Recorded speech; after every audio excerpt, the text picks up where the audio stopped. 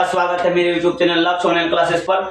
चलिए हम लोग आज बात करते हैं क्या 2024 का पैटर्न चेंज होने वाला है या नहीं। क्या 2024 में 100 ऑब्जेक्टिव रहेगा या 50, इसी बात पर बात करेंगे। क्या आप फर्स्ट ज्वाइन कर सकते हैं या नहीं, इस पर भी बात करेंगे। फर्स्ट करना कितना मुश्किल है या कितना आसान है, इस चीज़ पर बात करेंगे। तो चलिए हम लोग आज इसी चीज़ पर बात करते हैं। पहला क्वेश्चन है, क्या वर्ष 2024 में ऑब्जेक्टिव 100 या 50? क्या वर्ष 2024 में ऑब्जेक्टिव 100 या 50? तो इस पर बात करेंगे आगे। अब कहता है क्या एग्जाम पैटर्न में बदलाव होगा, तो इस पर भी बात करेंगे। चलिए अब आगे चलते हैं, हम लोग बात कर लेते हैं क्या है। अब देखिए 2000 सबसे पहले 2000 जब अभी से इससे पहले जो पूछ रहा था आपका 100 ऑब्जेक्टिव पूछ रहा था। कितना पूछ रहा था? 100 में बनाना कितना पड़ता था? 50। और यहाँ पर 100 में कितना बनाना पड़ता था? सभी में 50। 100 में 50। तो आप लोग क्या करते थे? सभी में 50-50 बनाते थे। और जहाँ साइंस की बात किया जाए 80 में कितना बनाते थे? 40 बनाते थे। और सोशल साइंस में 80 में 40 बनाते थे। तो यही करते आ रहे थे आज से। आप लोग बोलिएगा सर कोरोना का टाइम था तो दुगुना क्वेश्चन कर दिया गया था, क्या इस बार भी दुगुना क्वेश्चन रहेगा? बहुत सारा बच्चों का क्वेरी रहता है, बहुत सारा बच्चा पूछना चाहते हैं क्या सर इस बार भी ऐसा हुआ? इस बार तो नहीं कोरोना है, नहीं कुछ है, नॉर्मल सभी कुछ चल रहा है, तो क्या इस बार क्या सिलेबस मतलब पैटर्न चेंज हो सकता है? 100 जगह क्या सर 50 क्वेश्चन पूछा जाएगा? तो आज सभी बातों को बताएंगे। तो देखिए अभी जो 12th क्लास का सेंटर एग्जाम हुआ है उसमें 2023 और 2022 का सिलेबस को फॉलो किया है। मतलब क्वेश्चन जैसे पूछ रहा था उसी प्रकार से पूछ रहा है। जैसे अभी जो 12th क्लास का एग्जाम हुआ है सेंटर वाला एग्जाम, उसमें 2024 में जो आने वाला है उससे पहले 2023 में जो पूछा गया था 100 ऑब्जेक्टिव पूछा गया था और जो सब्जेक्टिव जैसा पूछा था उसी प्रकार इस बार 12th क्लास का सेंटर एग्जाम में किया गया है। तो अब इससे साफ साफ पता चलता है कि आने वाला, क्योंकि आपका 2021 में भी 100 ऑब्जेक्टिव रहा, 2022 में भी, 2023 में भी, तो हो सके क्योंकि जो नियम लागू हो जाता है वो कभी बदलता नहीं है, क्योंकि जो चल रहा है सभी विद्यार्थियों के लिए चलता है। क्योंकि चाहे वो कोरोना का टाइम हो या अभी का टाइम हो, तो सभी बच्चा बराबर पढ़ता है और अभी उससे ज्यादा ही बच्चा पढ़ रहा है। तो समझिए अभी 2021 में आपका हुआ 100 क्वेश्चन, 2022 में, 2023 में, तो उम्मीद है 95% कह सकते हैं कि आप लोगों का 2024 में भी 100 ऑब्जेक्टिव दिया जाएगा। कहने का मतलब 2 गुना। कितना? 2 गुना ऑब्जेक्टिव दिया जाएगा। 2 गुना ऑब्जेक्टिव में आपको बनाना कितना है? जैसे 100 दिया तो बनाना है कितना? 50 बनाना है। अब देखिए बोलिएगा सर आप कैसे बता सकते हैं? तो अभी आप लोगों को पता चला फिलहाल अभी जो हाल ही में एग्जाम हो रहा है उसमें जो पिछले साल का एग्जाम हो रहा था उसी प्रकार अभी फ्लो कर रहा है। तो ये इससे साफ साफ पता चलता है कि लगभग 95% गारंटी के साथ करें कि आपका जो एग्जाम होगा नेक्स्ट 2024 वाला, उसमें लगभग 2 गुना क्वेश्चन पूछा जाएगा। समझ गए ना? चलिए अब आगे चलते हैं। तो 2023 में जो पूछा था, अब देखिए 2021-22 में कैसा था उस पर थोड़ा सा बात कर लेते हैं। जो जानते हैं सही है और थोड़ा सा जानने का प्रयास भी कीजिए। आपका देखिए कैसा आएगा, तो ये 100% आपका 100 क्वेश्चन आएगा ऑब्जेक्टिव में, जिसमें आपको कितना बनाना है? 50 बनाना। मैथ में, गणित में 100 में से 50 बनाना। वैसा क्वेश्चन जो आपको पूरा इजी से इजी लगे वही क्वेश्चन 50 क्वेश्चन बनाइएगा। उसी प्रकार हिंदी में भी 100 में आपको 50 बनाना है। संस्कृत में भी आपको 100 में 50 बनाना है। और साइंस में जिस प्रकार पहले 80 क्वेश्चन दिया जाता था उसी प्रकार अभी भी 80 क्वेश्चन दिया जाएगा और उसमें से आपको 40 क्वेश्चन बनाना है। कितना बनाना है? और सोशल साइंस में भी आपको 80 में से कितना क्वेश्चन बनाना है? 40 क्वेश्चन पर बनाना है। ये 80 क्वेश्चन पूछा जाएगा, उसमें से 40 आपको बनाना है। और इंग्लिश में 100 क्वेश्चन देगा जिसमें आपको 50 ऑब्जेक्टिव बनाना है। समझ गए ना?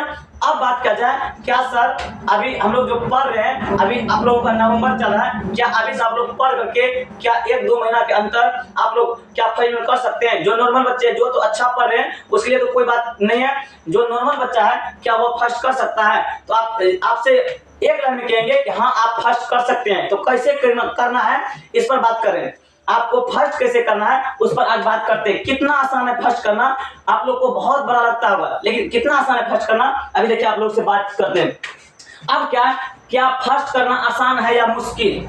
आपका क्वेश्चन है कि सर फर्स्ट करना कितना आसान है या कितना मुश्किल है? तो आप लोग से कहेंगे कि 99% आप फर्स्ट कर सकते हैं। अगर थोड़ा सा आप अभी से समय देते हैं तो अपने पढ़ाई के प्रति। देखिए फर्स्ट करना कितना आसान है, आपसे कहेंगे मुश्किल नहीं है, आपसे हम कहेंगे कि मुश्किल नहीं है, आपसे कहेंगे मुश्किल नहीं है। क्या है? मुश्किल नहीं है। मुश्किल जब नहीं है तो क्या है? तो बिल्कुल आसान है फर्स्ट करना। फर्स्ट करना कितना आसान है, आप लोगों से बातचीत किया जाएगा। अब देखिए यहाँ पर कंडीशन 2 लिखे हैं। सबसे पहले आप लोग समझिएगा, प्रैक्टिकल का एग्जाम आप लोगों का होता है। प्रैक्टिकल का एग्जाम, प्रैक्टिकल पर आप लोगों को वीडियो एक मिलेगा, अभी समझिएगा।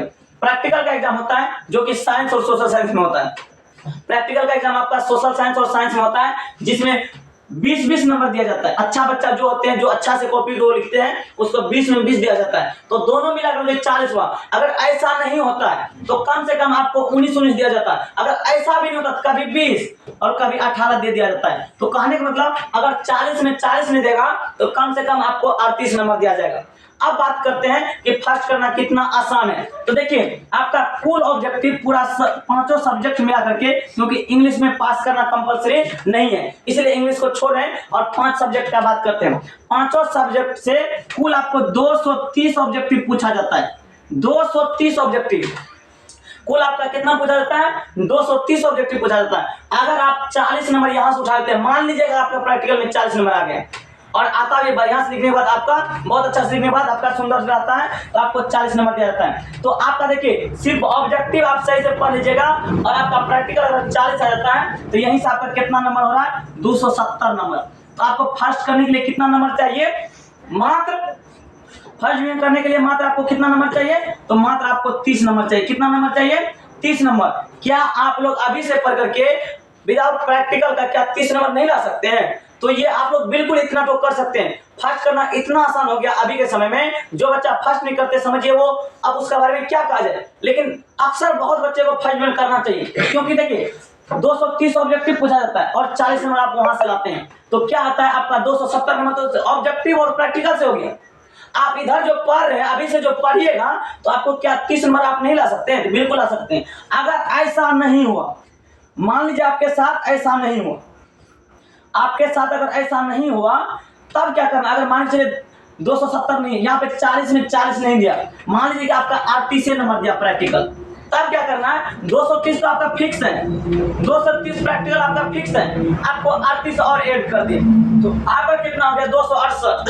मात्र आपको देखिए फर्स्ट करने के लिए आपको कितना नंबर लाना है? तो 32 नंबर लाना है। क्या आप लोग 32 नंबर के लिए नहीं पढ़िएगा तो क्या पढ़िएगा? 32 नंबर के लिए कम से कम पढ़िए। टारगेट रखिए कि मेरा 270 वैसे रखा हुआ है, क्योंकि ऑब्जेक्टिव इतना ना पढ़ा देंगे कि आपको थोड़ा सा भी दिक्कत नहीं आएगा। तो आपका 270 नंबर वैसे ही रखा हुआ है और आप तो सेकंड में वैसे ही है, ऑब्जेक्टिव से ही आप सेकंड में है। तो इसीलिए प्रयास कीजिए कम से कम समय में बेहतर चीजों को पढ़ने का, समझ गए ना? तो आप जो क्वेश्चन पूछे थे क्या फर्स्ट करना आसान है या मुश्किल, तो बिल्कुल आपका फर्स्ट करना बिल्कुल ही आसान है। थोड़ा सा समय दीजिए और उसके बाद आप फर्स्ट नहीं टॉपर भी बन सकते हैं, बेहतर कर सकते हैं। तो आपसे दिखा गया आपको प्रैक्टिकल 20-20 का होता है, 40 का। अगर इतना नहीं देगा तो कम से कम 38 देगा। कम से कम 38 तो नॉर्मल देना, 38-37 इतना तो दे दिया जाता है। अब देखिए 230 तो पहले से फिक्स है। 50-50 क्वेश्चन 3 सब्जेक्ट से 150, उधर 40-40 तो 80, तो कुल मिलाकर 230 क्वेश्चन आपका हो गया। और इधर इतना क्वेश्चन, तो ये आप इतना कर सकते हैं। 30 नंबर या 32 नंबर आपके, अगर आप पढ़ रहे हैं तो ये आपके लिए कुछ नहीं है। 30 नंबर या 32 नंबर आपके लिए कुछ नहीं। या तो 30 नंबर लाइए, क्योंकि ऑब्जेक्टिव में आपको 50 में 50 उठाना है, 40 में 40 लाना है, तब जाकर के आप बिल्कुल फर्स्ट में कर जाइएगा। इसके लिए काम कीजिए। तो क्या आपको समझ में आया क्या फर्स्ट करना आसान है या मुश्किल? तो बिल्कुल आसान है। आपका पैटर्न चेंज होगा तो बिल्कुल कुछ नहीं होने वाला, क्योंकि आगामी आप देख रहे हैं कि आगामी बिहार में सभी जगह चुनाव भी आने वाला है 2024 में। अगर पैटर्न को चेंज करता है तो थोड़ा बच्चा का आक्रोश बढ़ जाएगा, क्योंकि बच्चा उस लेवल से तैयारी किया है जो कि मतलब जो पीछे चलते आ रहा है। दूसरी बात क्या है? दूसरी बात आप लोगों को बताते हैं, अगर पैटर्न चेंज भी होगा, अगर चेंज भी होगा तो ये सभी के लिए होगा, ये सभी बच्चों के लिए होगा, न कि आपके लिए सिर्फ। तो जैसे सब बच्चा पढ़ रहा है उसी प्रकार आप भी पढ़ रहे हैं। तो अगर यह चेंज हो रहा है तो समझिएगा सभी के लिए चेंज हो रहा है। अगर यह चेंज हो रहा है तो समझिएगा ऑल स्टूडेंट के लिए यह चेंज हो रहा है। चेंज होगा तो सभी को दिक्कत आएगा, अगर नहीं होगा तो फिर तो वही चीज है, फिर आपको तो उसमें गर्दा उड़ाना है, समझ गए ना।